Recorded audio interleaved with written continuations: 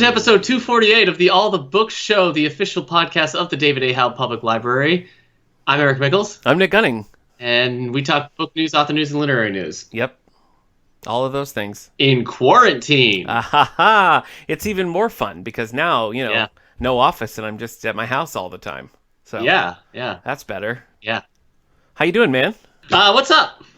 Not much, How's your computer monitor? Oh my gosh, it's been a run of bad luck, I would say. Mm-hmm. My son was clipping the dog's leash to a giant stuffed chicken, as one does, and he pulled it off and then swung it around, and I was like, no, don't do that. He swung it around, bam, hit my computer monitor, less than a half an inch from the very bottom of it, and it just was like, so now I can see about, I'm going to say conservatively 40% of my monitor screen. Wow. Yep, and then today, we've been getting a lot of delivery orders of groceries and that sort of thing, things we can get. All been fine, no problems. Today, we get a box, and it is just dripping. And so, we get it open, and a glass bottle of salsa has just exploded inside. Not the salsa. Everything's covered with salsa. The cardboard boxes inside are all wet. I mean, it was Plus, there's tiny shards of glass and salsa covering all of our food, so... It was not a regular day here, but we're doing all right. I'm wearing a sick Hawaiian shirt, and I'm feeling good. So, how about you? Any disasters? Similar to mine, or everything's fine? No disasters. Some days are better than others. Today was warmer with a nice breeze, and I took the dogs out. There's a park, and so I'll take them around that park a couple of times. Yeah, and it's good for all of us. Okay. So other than that, I've just been in a habit of maybe I play a game at night for a little bit and then I go watch a movie on the Criterion channel. Nice. And then I go to bed. So you re-upped your subscription? Well, my subscription ran out. Yeah, my wife is the one who got it for me. Yeah. Which means I was able to apply for 2 weeks of free trial. Wow. So I've been using that 2-week free trial at the moment to how many have I watched on the 1, 2, 3, 4, 5, 6, 7. I've watched 7 on the free trial. You should watch Robert Altman's... It's basically been one a night. Yeah, okay. Well, you should watch Robert Altman's 3 Women, which co-stars our friend John Davey, who we had on the show a few episodes back. John Davey. Yeah.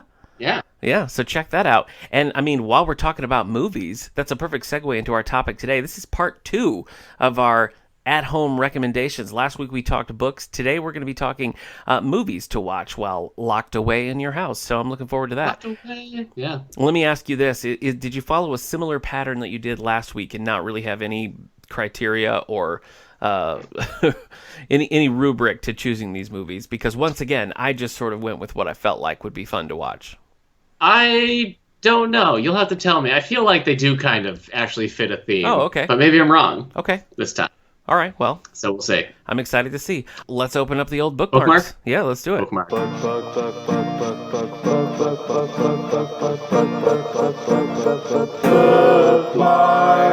I saw on Goodreads you had a little progress in that Patrick Rothfuss book. It's true. Oh, man. The problem with reading a book that is 1,000 pages is every 100 pages is only 10%. So every time I think of getting close... Yeah.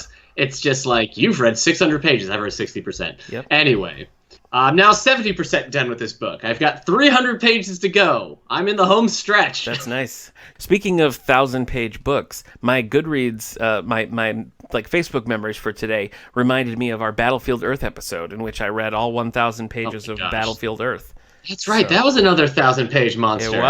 It was. Get an editor. Episode 194, everybody. Go back and listen to a deep dive into Battlefield Earth, episode 194. I guess in Battlefield Earth's defense, 1,000 pages isn't that long for a religious tome. That's true. Shorter than the Bible, right? So. Yeah, recently... That's true, yeah. Yeah. So that book, it cracked me up. Listen, go listen to the episode, because I had a good time with that book. And I was trying to find something else that had a similar, vibe to it. And so I typed in multiple different ways, books like Battlefield Earth. And the internet has no answer for me. I think it's literally the first time that question has been asked. Yeah, that's true. They got nothing. But anyway, you're trucking along...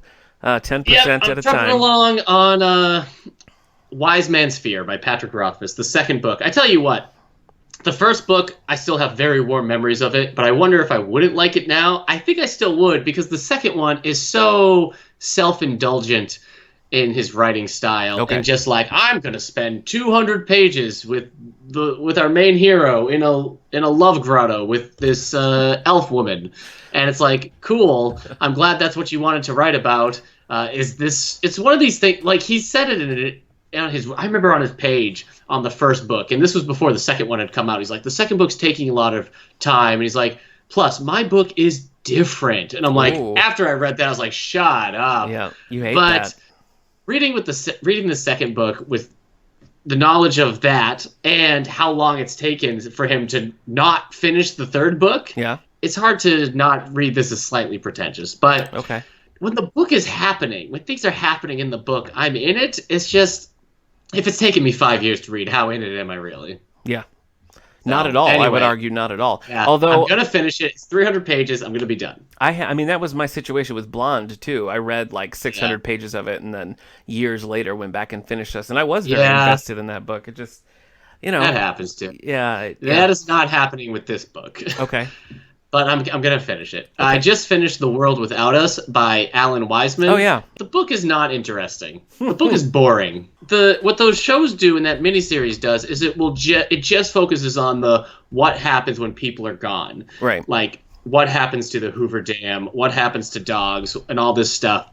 And it's interviewing, like, sci-fi authors and, like, sociologists and all this stuff. And that's interesting.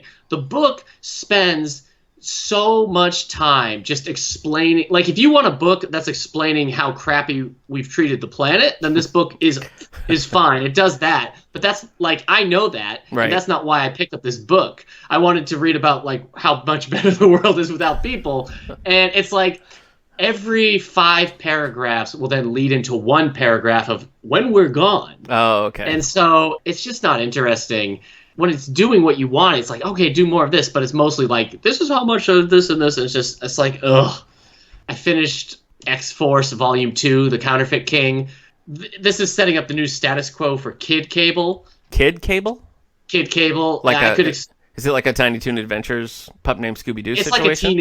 It's a teenage Cable. Okay. I don't like Kid Cable for a couple of reasons, but this X-Force series by Ed Brinson has been entertaining. Okay. I also read The Punisher Year 1, which is fine, but doesn't really do much. Okay. It's four issues, but it really took a while to get there. And I mean, if you're more into Jigsaw, then his origin is also in there, so cool, but I don't know. Right. Less interesting. Okay. So that's it. I'm currently reading a Star Trek Enterprise book, and I've read, this is maybe the second or third of these that I've ever read. We're doing it for a book club, and it's so the biggest Enterprise fan, it's his birthday, and so we're reading an Enterprise book. But it's actually pretty fun, and it's interesting and because... it's not you. No, it's not. No, it's not. You should get that on record. Nick's not the biggest Enterprise fan. No, it's our mutual friend, Michael. Enterprise was his Star Trek, so... Oh, he's like the same age as me. Yeah. Weird. Yeah. You know what? I'll say that my mom actually really likes Enterprise, and I guess it's because she doesn't care so much about like canon or continuity. Sure. Yeah. So like, I guess if you put that aside, Enterprise is more entertaining. Does your mom just have a crush on Scott Bakula? Is that why she likes that? I don't know. Okay. I don't know. I'd have to ask about that. She does have a crush on Riker. Oh, okay. That makes sense. Riker. That makes sense. Anyway, this is kind of a fun book, though, because it's split 50-50 with, like, the main crew going down and doing a first contact mission, and the second half of the book, so it's going back and forth, which is kind of given equal weight. A lot of the lower level crew members are doing an old school, like, RPG, Dungeons and Dragons style. Huh. And, like, that's really what it's like 50% you're following their game, their tabletop game, the other half... they're down doing the first contact, so it's been kind of fun. I'm also reading Brian Michael Bendis' Avengers run. I read the first volume, and now I'm going back and reading Avengers Prime, which happens a little bit before where I am at now, but I was just trying to pick up the pieces. And I have to agree with you in some ways, because I know that you're not a fan of his dialogue, and you hate when he writes team dialogue. I feel like I liked it more than you did, but I also know what you mean, because it seems like he has a tendency to just do like style over what makes sense to any given character. So it's like if there's a scene where he has like a quippy little like back and forth that he wants to do, it doesn't really seem to matter what two characters those are with. So if that means like for this scene Wolverine has to sound like a Gilmore Girl, then that's fine. That's what we need to do for the scene, and then we just move on. There are some writers who like you could just do a radio drama of like their superhero team dialogue, and I could like tell which character is which. But Bendis is not one of those at all. Okay. Like you can read Chris Claremont's X-Men and you know exactly which X-Men is being read. But yeah, Bendis's Avengers, you're right. It's just like everybody's being written by Aaron Sorkin. And my problem with also is that Bendis would be like, all right, here's the first issue. We've made a team. And then like a villain attacks that team. And I'm like, what is the plot? What is the purpose of any of this, Bendis? Yeah. But are you going to read Siege? Because you're reading all the post-Siege stuff. When you were reading Siege, I read some of the Siege books that you were getting through Interlibrary Loan. I did finish some stuff. I read Marie Lu's Black Widow. So this was just, this did 5 issues. The Black Widow that I read, I guess it was put together in 2005, is by Richard K. Morgan, who is the one who wrote Altered Carbon. Oh, interesting. I've never connected that, but I ended up liking that series. Maybe you will, maybe you won't. Maybe. Okay. So... Anyway, Mark Waid did Black Widow. Yeah, I don't think I've gotten to that yet. I think that's the next. I think that's the next thing. So maybe I will do that. But I also picked up Secret Avengers, which I'd been reading. I guess I'm in like a Marvel 2010, 2011 situation. Seems like kind of mostly what I'm reading at the moment. I did finish a novel. Well, actually, it's more a collection of short stories called Little Weirds. It's by Jenny Slate, who's from SNL or Parks and Rec. It's short stories and some flash fiction, and it really lives up to its name. It's a very bizarre style, and it's like she picks apart the weirdest little things and gives them personalities and different sort of mechanisms to get through these little tales, and I found it just very compelling. I gave it 5 stars. I thought it was really good. So that was I haven't heard of that. That was a lot of fun. And then I read, this is a weird one. Have you read the Spider-Man Black Cat series that Kevin Smith wrote? Oh, no. It is very strange. And it's one of the ones, it's like 6 issues, I think. And the first half was written, and then it was finished like 3 years later. And it is such a weird jump between those issues, because the first 3 are very like fun and flirty, and, you know, it is very like, it's dialogue heavy and jokey and everything. The second half goes really darkly into like a sexual abuse storyline that just, it was... No, it didn't work at all, and it really didn't gel with the start of the story, so it was very strange. I was not a fan. And speaking of things I'm not a fan of, I also read Stars and Stripe by Jeff Johns. So this is the introduction, really. Like, this is the first showcase for the character Stargirl that Jeff Johns created. I've read some like Justice Society comics that she's been in, and of course, you know, Justice League Unlimited, or she recurs in Smallville quite a bit. And so I am familiar with the character, but this I just thought, I think a lot of it is just the look of the book. I just hated so much. It's all these really muted colors, it's all washed out, and it's very cheesy 90s art, like the Young Justice art of like DC's 90s. It's very bad. It's very bad. But I read that sort of in preparation for the Stargirl show that's on the DC app / the CW. Is this anything you're interested in? Are you planning on watching it? I mean, I'm so behind on the superhero stuff, and being in quarantine has not spurred that even more. So, and I'm kind of with you on that, because we've been keeping up with Legends of Tomorrow and Batwoman, but we have not watched like a single episode since we've been. Honestly, if something's more than a 20-minute sitcom, I'm not watching the show right now. Yeah, is how it's been. Anyway, I don't know. I'm interested in Stargirl in that. I mean, it's got a good cast, Luke Wilson and all that. I'm interested to see where it goes, and it's kind of what's his name in it too? Joel McHale. Yeah, isn't he playing a hero? Yeah, he's like Starman or something. Yeah, anyway. I thought he was Stripes. Who's Stripes? Okay, that might be Luke Wilson, but. Anyway, I'll probably stick it out at least for this first season. It's interesting because it did basically its whole first season being exclusively for the DC Universe app, and then in the last minute they were like, "Oh, it's also going to be on CW." Yeah. So it's like it's a mess. It's premiering on the app, and then the next day is going to be on CW, which is strange. Yeah. But anyway, so we'll see. We'll see how it goes. If it's great, are you going to hop on board? No. Okay. Not new anyway. Okay. I'll have to catch up with all the other stuff. Yeah.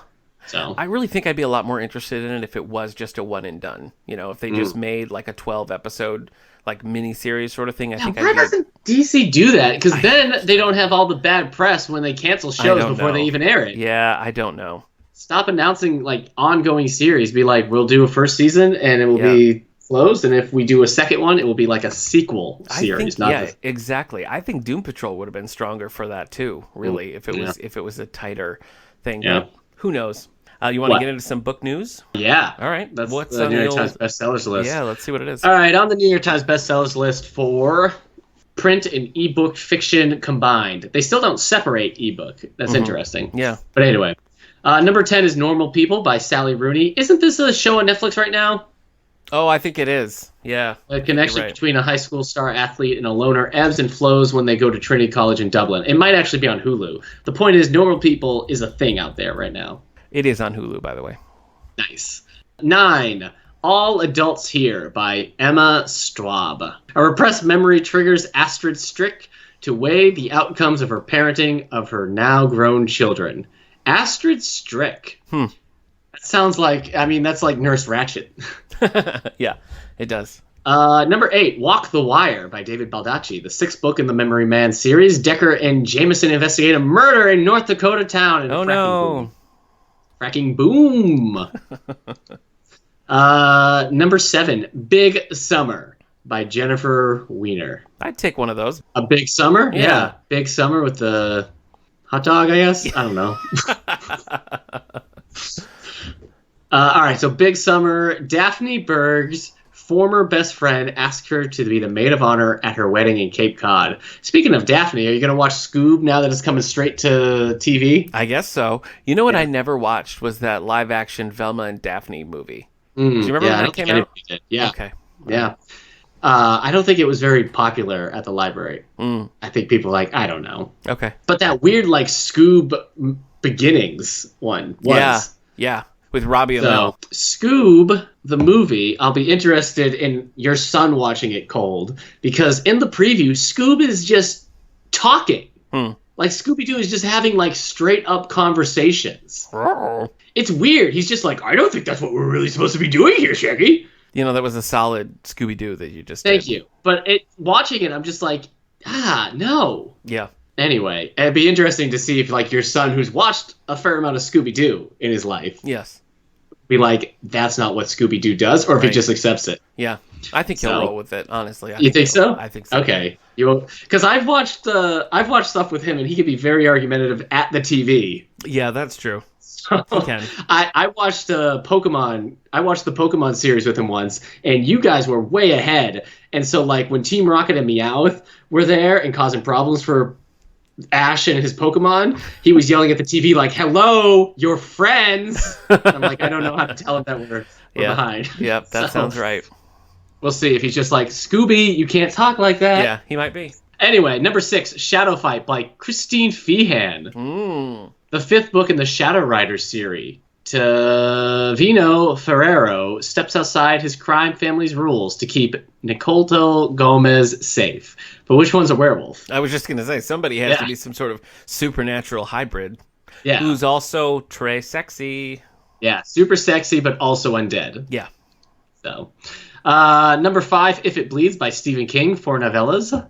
So they're called Mr. Harrigan's Phone, The Life of Chuck, Rat, and If It Bleeds. Yeah. That's it. Okay. Maybe someday.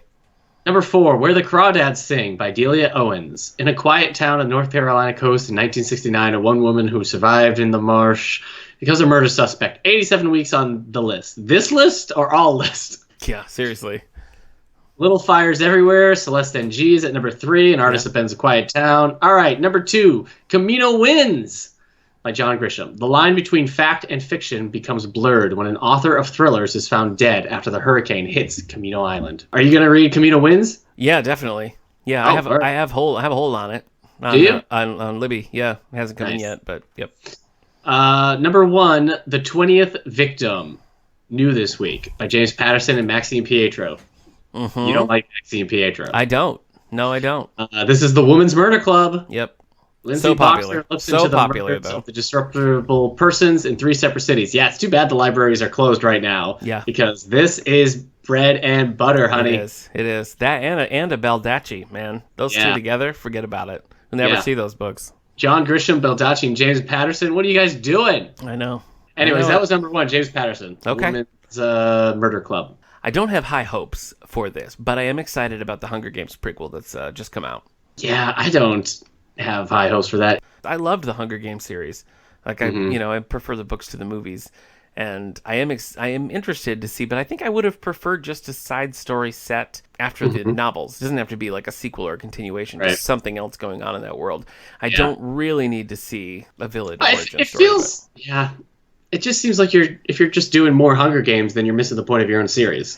Right. Yeah. And well, and also, I mean, you've got Stephanie Meyer saying she's going to do an Edward-centric Twilight book too. So no, it's because there is an Edward-centric Twilight book. She wrote the first one, and it's Edward-centric. No, maybe I'm wrong. No, I think you know what? I'm gender... thinking the Grey series, and you're right. There's the gender-swapped one. No, but there is a gender-swapped Twilight though, but it's not Twilight from Edward's perspective. Right. It's as if Edward was a woman and Bella was the man. On the plus side, The One and Only Bob by Catherine Applegate is number 1 on the children's. There we go. Cover. Okay.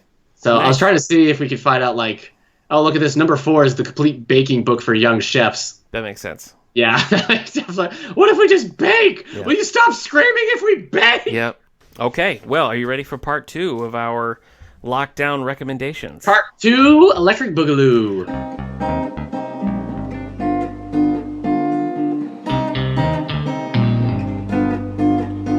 I tried to hold myself to a list of 10. It was hard to not just say all of my favorite movies because that's what I want to watch. Yeah, I did stop myself from picking like my favorite. So Jurassic Park is not on the list. Yeah, neither is Back to the Future on mine. But you know what?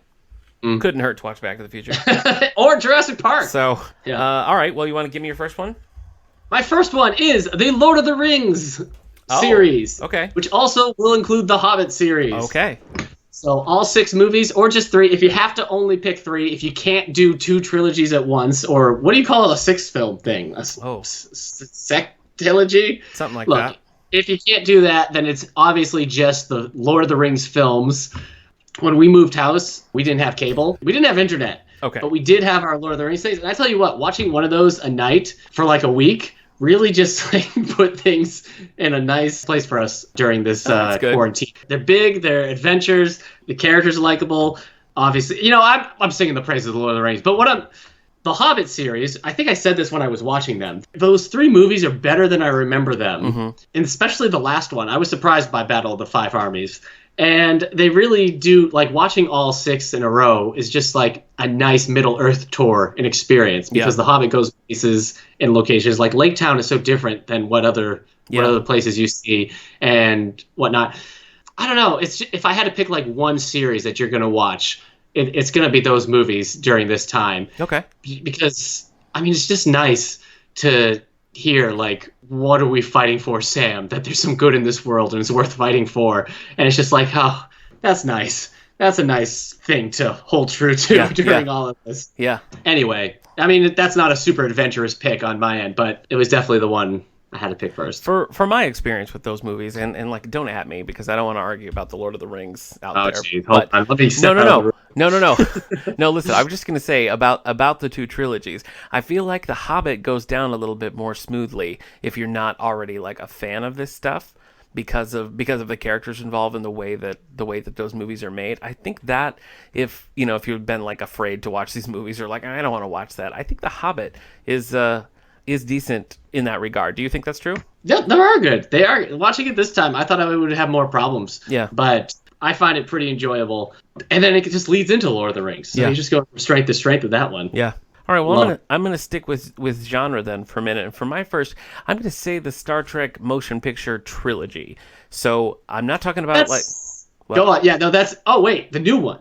No, I'm not talking about the J.J. Abrams, Chris Pine movies. I'm talking about right smack dab in the middle of the old series, Wrath of Khan, Search for Spock, Star Trek IV: The Voyage Home. So those 3 That's interesting. Those 3 together, you can watch just the 3 of them because motion picture is often its own little world, as are 5 and 6. But 2, 3, and 4 A story that begins in Wrath of Khan goes straight through. You don't have any breaks. It's just straight through Voyage Home. And what's nice about these movies is that you get sort of one of each thing. Like, they each have a different tone and approach, and yet they all work together. That's true. Wrath of Khan is, of course, adventure and very, like, character-driven, and it's action-packed. Search for Spock is a little bit more contemplative, and you're seeing their relationships, and it's kind of a breather. Like, we've had this intense thing. Now we're all kind of sad and don't know what to do, and so we're just sort of, like, chilling. 4 is the culmination of all that, and it's funny. So I think, especially if you're not like a longtime Star Trek fan, you're just like vaguely familiar with it, I would recommend the motion picture trilogy, and they actually sell it that way. I mean, you could go out and buy it as the motion picture trilogy. But 2, 3, and 4, Wrath of Khan, Search for Spock, Voyage Home, I think is the Star Trek that I would recommend for these times. As not a hardcore like Trekkie myself, I think the first 6 Star Trek movies, the original cast Star Trek movies, are very entertaining. Oh yeah. So if you end up liking those 3 movies, then just watching the other 3 in that series. The Next Gen series are very hit and miss. Yeah, and like I said, when we were going through with this latest rewatch, it's been more missed to me. I'm finding more that I don't like about them than the things that I actually like. So anyway, what else you got? So I think this is the last genre pick I have. The Matrix. Oh, okay. I considered that actually. The Matrix. And not just because we're all trapped in something that feels an awful lot like a simulation right now. Like that we're playing The Sims and the player got real bored and then took away all the doors to our houses and left us in a room with nothing but a bug zapper. No, I mean, it's still awesome. The Matrix is still awesome if you haven't watched it in a while. It's hard to say things about Lord of the Rings and The Matrix in a way like, oh, did you know The Matrix is a good movie? Yeah. But hot take. I watched it recently, and it's just still so good. Like, the action is still so good, but like everything else about it is just still as enthralling as it was in 1999. So yeah, I figure like at least that one, I don't know, it explains itself. Okay. I don't know what to say about like the Lord of the Rings and the Matrix. Like, I always feel like I have to defend Jurassic Park in some way, but like, who has to defend the Matrix? Yeah. I don't want to compare these like movie situations to our quarantine situations because everybody's situation right now is different. Yeah. And there are people who are struggling to even pay the rent, let alone pay food, like there's some people who are like, oh, I have to stay in, but then they can order DoorDash and whatnot. And then there's some people like, I don't even know. So like, I don't want to compare like, oh, life is like the Matrix right now, but it still has that escapist vibe to it, that like semi-familiar scene where like you just want to scream because you feel trapped and the breakout. But also, here's the thing: a lot of these movies that I've picked are people in our similar situation, and our hero's journey in these films are them like breaking out. When quarantine is finally over and we can leave, then we can all be Frodo because we all sacrificed to get through this. But anyway. So all that talk about how you weren't going to get into this during the episode. episode. I'm sorry. It's just all the movies are about Preach. Like a lot of these movies I'm doing are people in these situations and breaking out, but I don't want people being like, yeah, I'm going to be like Andy Dufresne from Shawshank Redemption and I'm going to break out. It's like, no. You have to be Andy Dufresne during the movie for a while. Right. Okay? Yeah. You have to be him for the however long he was in prison. Yeah. That's our role right now. All right. Yeah. It's not pretty.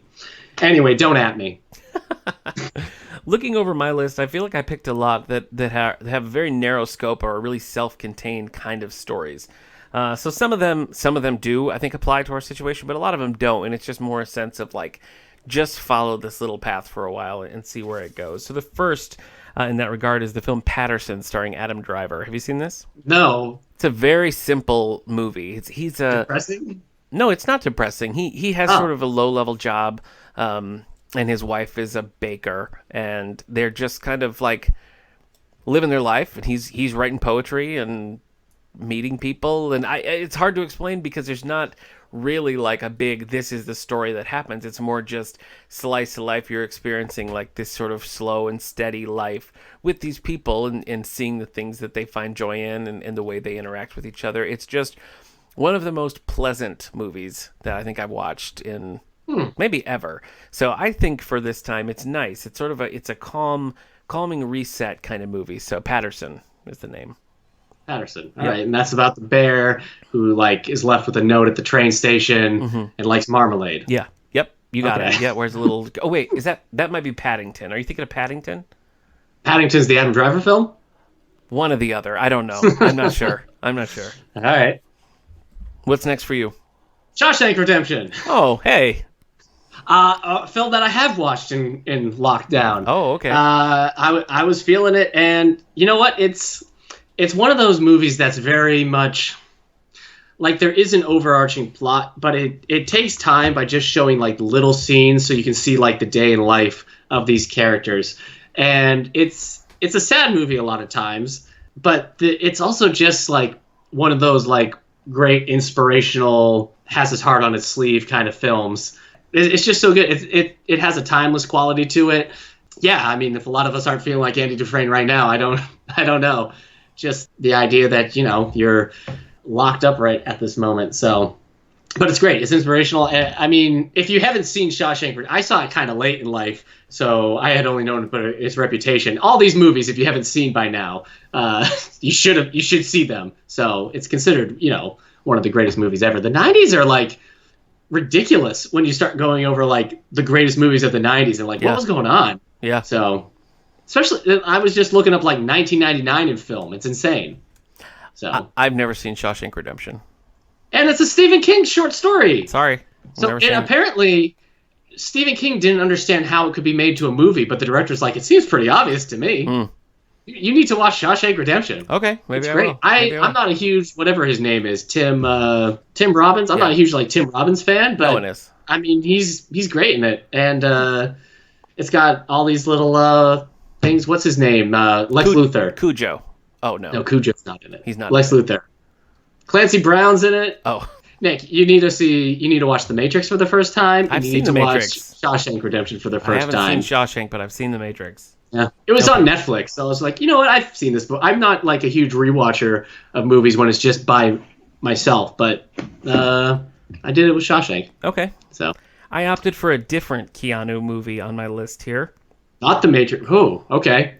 And that is the film Destination Wedding with Keanu Reeves and Winona Ryder. Hear me out. I've talked about this movie before. It's just sometimes it's just so pleasant to watch two actors who have a shorthand with each other, who just the other one drops something, the other picks it up instantly. Like the chemistry that they have, it's not like, if you read this script, you'd probably be like, okay, fine, that sounds like a nice like one act play for college students to put on. But like watching the movie and just seeing how good they are and how well they play off each other is something, there's just something really compelling about it. And it's also interesting because they're the only two who have any dialogue in the whole movie. Right. And so it's really just the two of them. And so, for that reason, I have that on my list. Okay. I actually just watched the Keanu Reeves, Winona Ryder film. Really? Yeah. Scanner Darkly. I didn't realize the two of them were in it together. Oh, okay. Was it good? Yeah, I liked it. It's based off a Philip K. Dick story. I don't know if it's a short story or not. It's kind of in the 7 years from now is what it says. It kind of deals with like drugs and the effect it has on people in this kind of slightly futuristic setting. Robert Downey Jr.'s in it. It was filmed live, and then they did rotoscope by tracing over it. So it's an animated film. Oh, interesting. So like all the animation is them being traced over it, which is interesting. Okay. And I felt bad for all the animators having to trace over Robert Downey Jr. Yeah. Because like he's just he's the character he's playing is really fun, but like he's just moving his hand. And Woody Harrelson is in it as like a tripped out surfer stoner. So just like, I don't know, you have to be like they have to do it frame by frame, and just like doing that over those two actors, it must have been insane. So speaking of Robert Downey Jr., we rewatched Iron Man 3 last night. Oh, yeah. A film that I have not seen since I saw it in theaters, and that's true. It is true, and I'm happy to say that it holds up. Yeah, I like that one. It's still good. On the flip side of that, I also rewatched The Amazing Spider-Man with Andrew Garfield. Still bad. Oh, yeah. Still not good. On Twitter, I saw... I went into film Twitter. Don't go into film Twitter if you want to have a good day. But I did. And somebody was like, let's rank the Iron Man trilogy. And I'm like, how do you rank it? It's just 1, 3, and 2. Yeah. That's how it is. Yeah. I don't understand. Right. Who are these other people like, oh, yeah, well, Yeah. take a look at this. Yeah. In this report. Yeah. Anyway. All right, so Destination Wedding. I hadn't heard of that, but when I got it for the library, I'm like, who are two actors that are going to be able to check out just based off of their faces on the cover? Keanu and Winona. Yep. Together. I think they've been in like 4 movies together. Yeah. 4 or like 5. That. Something like that. Because weren't they one? I don't know if they were in one in the 80s that I don't know about. Okay. But they were in that Dracula movie, Mm-hmm. and they were in that movie you're talking about, Scanner. And they're always playing like against each other. They're never like in a movie, not together. Right. So why didn't they just get married? I don't know. Maybe it's not too late. Stupid. Well, he's dating. Isn't he engaged now? I don't know. I don't follow. It's all ruined. Oh, you don't follow Keanu Reeves? No, not really. Oh, jeez. Sorry. All right, The Truman Show. Yep. Is on my list. Yep. Yeah, I think it's probably because I've been watching some Peter Weir films. I just watched Picnic at Hanging Rock and Witness and Fearless, and thinking about rewatching Master and Commander. I love, like, you're talking Harrison Ford Witness. Yeah. I love that movie. Yeah. Love it. That was pretty good. Mm-hmm. Pretty intense. So, Truman Show's on my list. Just because it's good to remember that we need people. And to remember that, I don't know, like Truman's story in it with him just craving like real life and real human reaction. I think it's going to be kind of relatable right now. It's just a great movie. I know. I loved all the shots where they're showing him in school and stuff, and he's like, I want to be an explorer, and the teacher's like, well, they found everything, so you can't. Yeah. I know. All that stuff is so funny, like the way they're just manipulating him, pushing it. Yeah. I mean, it is sad. funny, but it is sad, but it's funny. Yeah, I just kept coming back to the Truman Show. I was like, that seems like a pretty good quarantine film right now, a lockdown film. Yep. So another '90s film. That's 3 '90s films for me. And technically, Fellowship of the Ring started filming in 1999. So that counts. Well, for my next pick is going to be Joe versus the Volcano. Ha! What's so funny about that? That just came out of nowhere. Yeah. And it's not too different from picking like a Keanu Renona film. Yeah. Because like as classic as you get with Hanks and Matt Hey, have you seen The Money Pit? Shelley Long and Tom Hanks. Yeah, I've seen The Money Pit. Yeah. Is that good? It's on Netflix right now, but I haven't ever seen it. I haven't watched it since I was a child, but I think it is good. I think so. All right. But go on with Joe and the Volcano. I think this is one of my mom's favorites. Have you seen it? Yeah, I watched it when my mom saw it. Okay. Joe versus the Volcano. So first of all, you're in like a heightened version of the world. And Doesn't Meg Ryan play 3 characters? She does. Okay. So right away, like as soon as you start, you know that it's like, I wouldn't go so far as to say it's sci-fi, but you're looking at a world that is not our own. And that becomes like really clear really early on. And the premise is basically that Tom Hanks has this like dead-end life that he hates and finds out that he has a terminal disease. And, an eccentric millionaire is like, well, if you go jump into this volcano, I'll give you, everything you want for the next 2 weeks or whatever it is. And so it's just sort of him being like, yeah, okay, and just rolling with it. But the thing is, it's like that sounds like it would be like a zany sort of madcap kind of movie with him running around, like he does in Big, just buying things and being crazy. Right. But it's not. It's very contemplative and it's very tight on this character just going through this just having this experience. And yes, Meg Ryan plays 3 different characters along the way and they all kind of relate. You sort of see where it's coming from, and she's great. I mean, she makes each one of them pretty unique, and it's just a movie that is to be experienced. You're just supposed to like, it's not about the plot. It's not about, the each step of the way. It's just the whole experience. And so I think for that, it's a really good movie to just like be in pajamas with Ben and Jerry's, to just sit there and be like, huh, that was interesting. Yeah. It seems to get like, I don't know. I've always kind of considered it as like a cult classic, but it seems like people have seen it, so I don't know. Well, I just think it's one of those ones where, especially if you're going in reverse order, if you're like Sleepless in Seattle and you've got Mail and all that, then you're like, oh, and Joe versus the Volcano. It does not fit with those other movies. It's not the same kind of thing at all, and it's also not really what you expect from either Tom Hanks or Meg Ryan, especially at that time. So I think expectations are a lot of it, but I really think you sit down with an open mind, you'll have a good time. All right. Yep. Where are we at for you now? What do you got? Well, that was my 5. More have not. Just do 5? Okay. Okay. Well then, I will say, the Singing in the Rain. Oh, okay. I think that's one of my favorite musicals, And that one, I mean, that's just going to be as comfort food as it gets. Mm-hmm. So, Singing in the Rain, it feels like it might be the most comforty food of all, like those types of musicals. I don't know, maybe South Pacific is even more of a comfort food dish, but it's just so like gorgeous to look at, and it's just a lot of fun. I don't know if you haven't seen Singing in the Rain because you're not into older movies. It stands up. So okay. That would be my comfort food pick of this situation we're in right now. Okay. All right. Well, let me just go rapid. Gotta dance. Go on. I'm just going to go rapid fire then through the rest of my list. Okay. You ready? Yeah. They are as follows. Be Kind, Rewind. Kind of a similar explanation that I would give to Joe versus Volcano. It's just it's an experience, sure. It's just very it's a pleasant movie. Jack Black, Mos Def, very good. Yeah. Seeking a Friend for the End of the World. Have you seen this? Oh yeah, no, I haven't. But you love this movie. I still haven't watched it. Steve Carell, Keira Knightley. There's an asteroid heading towards Earth. They strike up an unlikely bond, and it's just you wouldn't think those two have chemistry, but they're great together.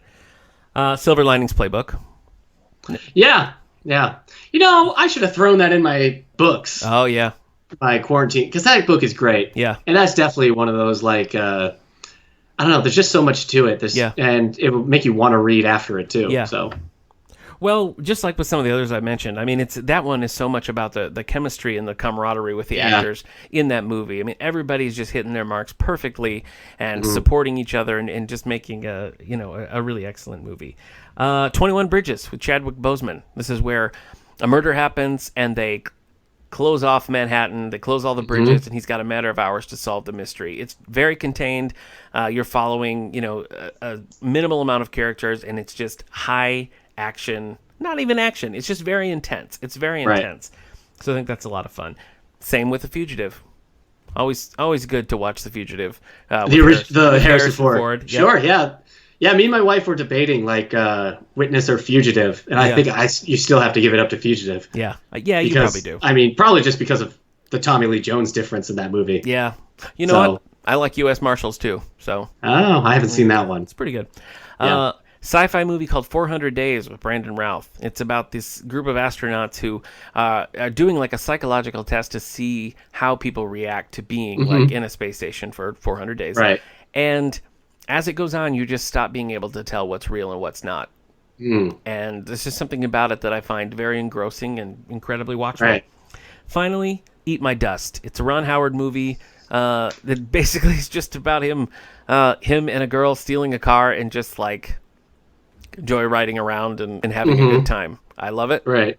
And that's it. That's my list. Okay. Rolling Stone put this list out like in 2015, and then they updated it because it used to be Rolling Stone's top 20 sci-fi films of the 21st century. Okay. And in 2017, they updated it to Rolling Stone's top 40 sci-fi films of the 21st century. Okay. So it's supposed to be movies from 2001 until 2017 when they did this. So there are a couple of movies in the last couple of years that aren't on there. I like the list a lot. I watched a couple of movies because of this list. And I think, if you're looking for some genre films, a lot of the films are smaller budget sci-fi films that maybe you haven't heard of, like Another Earth or Monsters or whatnot, that I think are worth your time. So, any list that includes Moon on it is a list I can recommend. Yep. So, yeah, if you're looking for some genre films, I mean, it's the reason I finally sat down to watch Scanner Darkly. So, their number one film on their list is Children of Men, which is fantastic. But is that Clive Owen? Is that Clive Owen? Yeah, the Clive Owen one. But I mean, it's got Ex Machina and Edge of Tomorrow, Primer. So definitely check that list out. And if sci-fi is your game, but you haven't seen most of these movies, do it. Yeah, and please feel free to share your list with us on Twitter at the All the Book Show. There's so many different directions to go. I mean, we could have just done isolation movies. We could have just done feel-good movies. Yeah.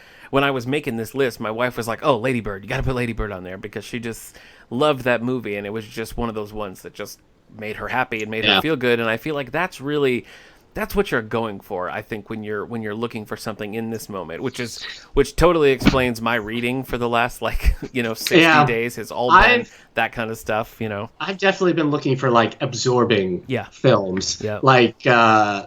So I've been using, like we said, the Criterion Channel, and it's because usually I am like a a genre film. Yeah, but there's something weird about watching things on the Criterion Channel in that a lot of times they're not genre films as I like think about them, like sci-fi and fantasy and whatnot, but a lot of them are just so weird and unique that they feel like a genre film unto themselves.